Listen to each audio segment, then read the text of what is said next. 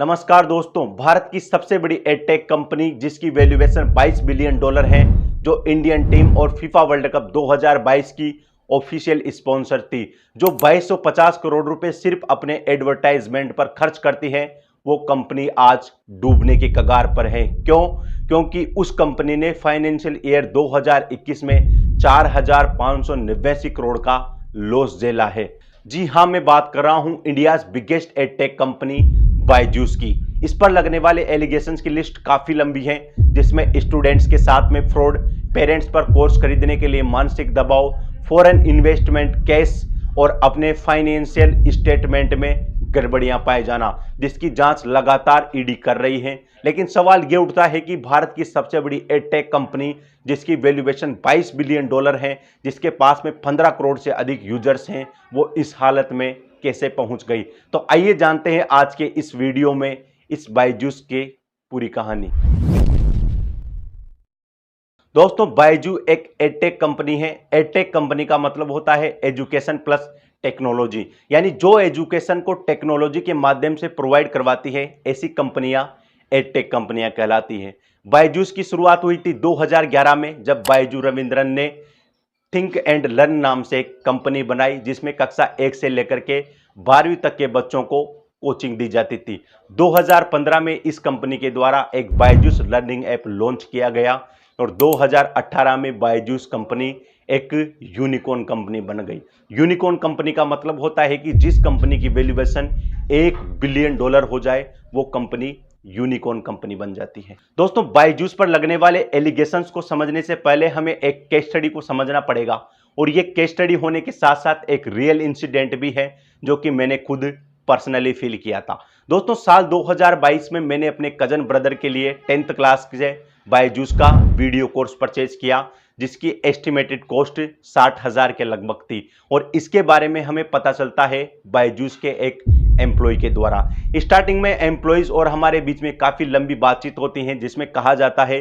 कि आपको स्टार्टिंग में 5,000 रुपए जमा करवाने होंगे, और इन 5,000 रुपए जमा करवाने के बाद आपको बायजूस का एक किट मिलेगा, जिसमें कुछ बुक्स होंगी, एक बैग होगा और एक स्मार्ट टैबलेट होगा, जिसमें आपकी वीडियो क्लासेस ऑनलाइन चलेगी।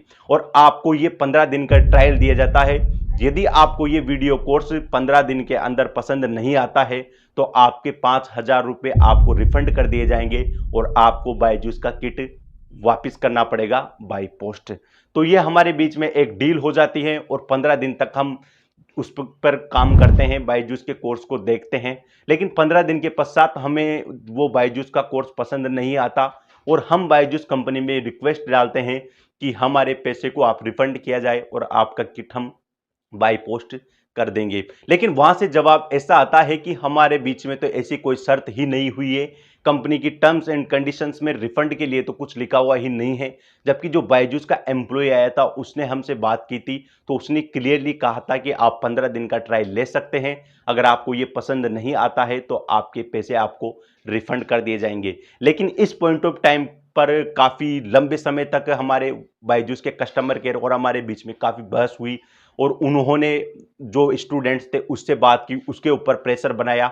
साथ ही में कोर्स को न खरीदने के लिए जो हमारे ऊपर कोर्ट केस करने की धमकी दी गई कि यदि आप इस तरह की टर्म्स एंड कंडीशन से हटते हैं तो आपके ऊपर कोर्ट केस हो सकता है। और इस तरह का काफ़ी मेंटल प्रेशर बनाया गया, और फिर कस्टमर केयर और हमारे बीच में लंबी बहस के बाद में ये डिसीजन हुआ कि वो हमारे 5,000 रुपये रिफंड नहीं करेंगे और हम उनका किट वापस नहीं करेंगे, और इस तरीके से हमारे बीच में ये एंड हो जाता है। लेकिन दोस्तों, उसके 2 दिन बाद ही एक कॉल आता है हमारे पास में कि आपके और बायजूस के बीच में जो रिफंड का इश्यू है, अगर आप उसको सोल्व करना चाहते हैं तो आपको अपने अकाउंट डिटेल्स शेयर करनी होगी, इंक्लूडिंग एटीएम पिन। तो दोस्तों, ऑब्वियसली एक ये फ्रॉड कॉल था, क्योंकि जिस तरीके से वो बात कर रहा था उससे लग रहा था कि ये फ्रॉड कॉल था। जबकि बायजूस वालों ने हमें क्लियरली मना कर दिया था कि हम रिफंड नहीं कर सकते, आप हमारा किट रख लीजिए। तो इस तरीके से वो फ्रॉड कॉल आता है। तो दोस्तों, इससे 2 चीजें हमारे सामने आती है। पहला कि बायजूस में जितने भी एम्प्लॉयज हैं उनको टारगेट दिया जाता है कि आप किसी भी तरह से कस्टमर को कन्विंस कीजिए, को कोर्स परचेज करवाइए, उनको 15 डेज का ट्रायल दीजिए, और दूसरी चीज कि इनके द्वारा हमें रिफंड नहीं किया गया, यानी ये अपनी टर्म्स एंड कंडीशन से हट गए। और तीसरा सबसे बड़ा मेजर इश्यू जो मुझे लगा वो था डेटा को बेचना, क्योंकि जो भी इनके कस्टमर नहीं बनते या फिर जिनके पास में इनके डिस्प्यूट हो जाते हैं, मुझे ऐसा लगता है जो कि गलत हो सकता है, ये अपने डेटा को बेच देते हैं। अगर आप इमेजिन कीजिए दोस्तों, जिस बीच में हमारे और बायजूस के बीच में डायरेक्ट बात थी, उसके बारे में थर्ड पार्टी को इसके बारे में कैसे पता चला, कैसे कोई फ्रॉड कॉल को पता चला कि हमने बायजूस का कोर्स परचेज किया है, हमारे बीच में रिफंड इश्यू चल रहा है और वो हमारे अकाउंट डिटेल्स मांग रहा है।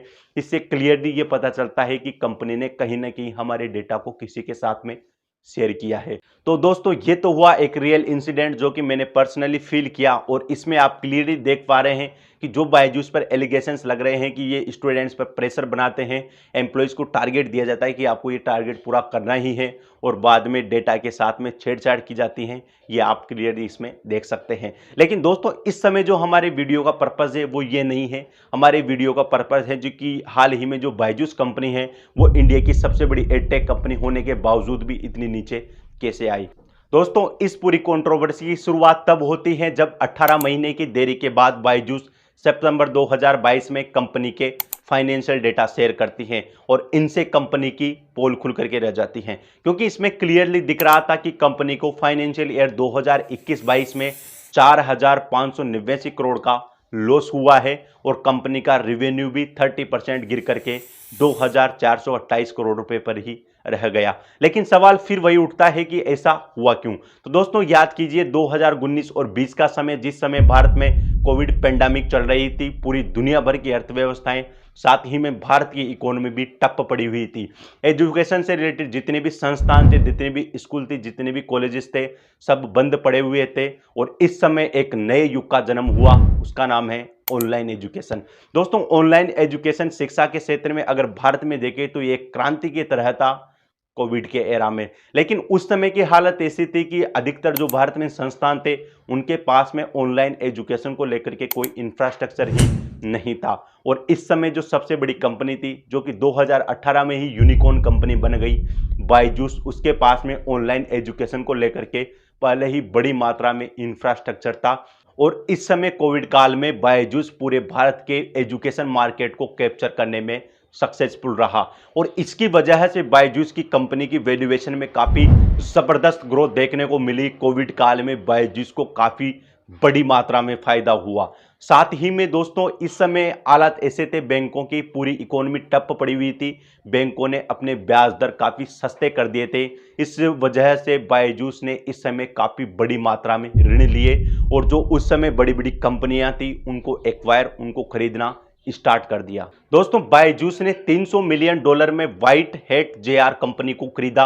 आकाश एजुकेशनल सर्विसेज को बायजूस ने 7,300 करोड़ रुपए में खरीदा, और सिंगापुर बेस्ड ग्रेट लर्निंग को $600 मिलियन में खरीदा। साथ ही में बायजूस की जो एडवर्टाइजमेंट कॉस्ट थी वो काफ़ी ज़्यादा थी। ये अपनी कंपनी का काफ़ी बड़ी मात्रा में पूंजी सिर्फ एडवर्टाइजमेंट पर खर्च करते थे। दोस्तों फीफा वर्ल्ड कप 2022 को 30 से 40 मिलियन डॉलर में देकर के बायजूस ने इसकी ऑफिशियल स्पॉन्सरशिप खरीदी, और लंबे समय से ये भारतीय टीम का भी ऑफिशियल स्पॉन्सर रहा है बायजूस। अगर बायजूस के एडवर्टाइजमेंट कॉस्ट की बात करें तो इन्होंने 2019 में 450 करोड़ रुपए खर्च किए, 2020 में 881 करोड़ रुपए खर्च किए, और 2021 में 2250 करोड़ रुपए खर्च किए। दोस्तों इतने करोड़ रुपए खर्च करने के बाद और बहुत सारी कंपनियों को एक्वायर करने की वजह से बायजूस को काफ़ी बड़ी मात्रा में फंडिंग की आवश्यकता थी, और इसी को देखते हुए इन्होंने अमेरिका की TLV फर्म से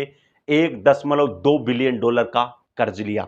लेकिन दोस्तों कुछ समय बाद ही TLV फर्म और बायजूस के बीच में डिस्प्यूट हो गया, क्योंकि बायजूस का कहना था कि कोविड की समाप्ति के बाद में भारत में ऑनलाइन एजुकेशन का मार्केट क्रैश हो गया, और इससे बायजूस को काफ़ी बड़ी मात्रा में नुकसान हुआ। इसलिए TLV फर्म को अपने लोन को रीस्ट्रक्चर करना चाहिए। लेकिन दोस्तों TLV फर्म ने ऐसा करने से मना कर दिया, और बायजूस ने इसके संबंध में न्यूयॉर्क जो कोर्ट है उसमें केस किया, और वर्तमान में TLV फर्म और बायजूस के संबंध में न्यूयॉर्क कोर्ट में केस चल रहा है।